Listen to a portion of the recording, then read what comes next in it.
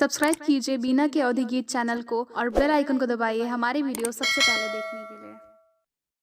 रोई रोई बेटी कहे आंसू भर नयनवा, काहे बिसराया पापा दई के कन्यादनवा, काहे बिसराया पापा दई के कन्यादनवा।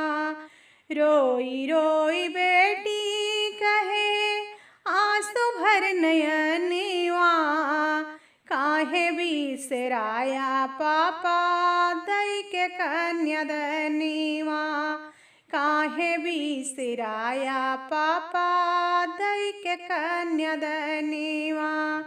मम्मी भुलाई गईनी दूधवा पियाई के, पापा भुलाई गईने गोदिया खिलाई के। मम्मी भुलाई गईनी दूधवा पियाई के, पापा भुलाई गईने गोदिया खिलाई के। दरी दो न जाने पापा समझे दुश्मनवा, अब नाही औबे पापा तोहरे भवनवा।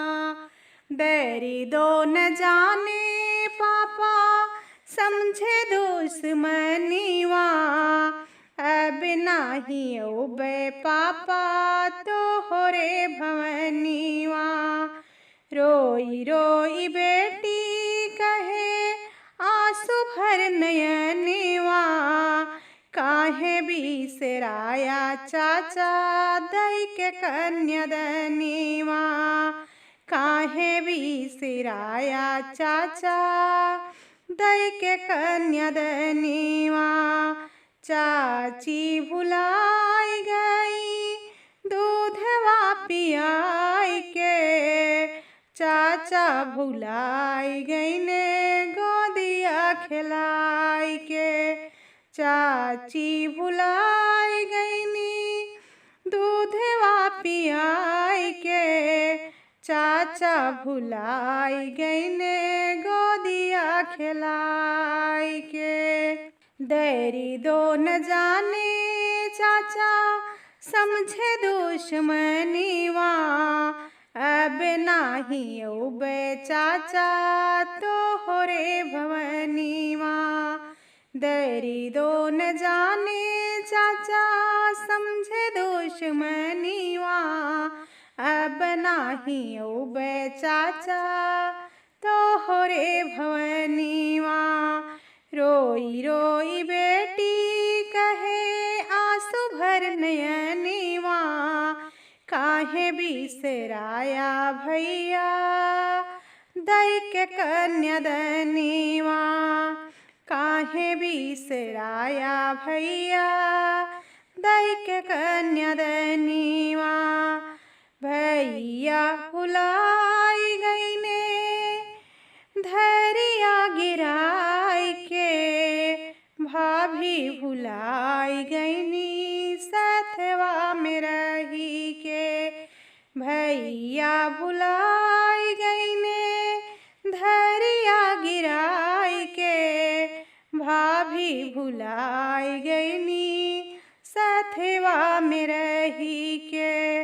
दरी दो न जाने भैया समझे दुश्मनवा, अब नाही औबे भैया तोहरे भवनवा।